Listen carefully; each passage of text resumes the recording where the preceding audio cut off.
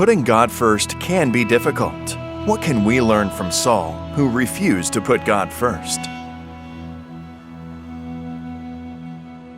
Saul stood head and shoulders above other men and became the first king of Israel when he was 30 years old. Saul reigned for 42 years, and during this time, he did many things right.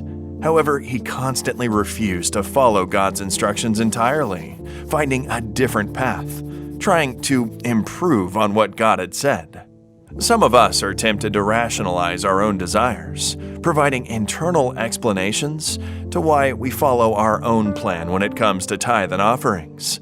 Putting God first was not easy for Saul, and it certainly is not easy for us. Saul continued this path until God rejected him as king. God stepped back from protecting Saul to the point that an evil spirit tormented him.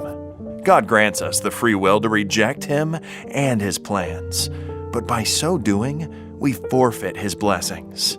Saul turned evil and spent much of his energy and resources pursuing his loyal servant David.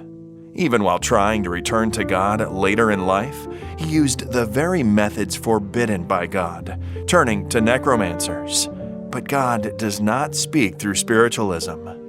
By the way, no new revelation may be received if there is a neglect of what has already been revealed by God's prophets. When we refuse to put God first in the small things, eventually we will also go too far. Perhaps you have not been putting God first in your tithe and promise, or another area in your life. God is merciful, and if you confess it, He will always forgive you immediately. You can start putting Him first in your life today.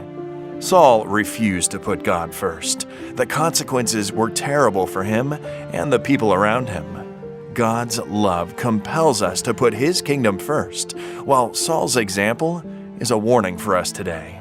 As we return our tithe and promise, we are challenged to put God first.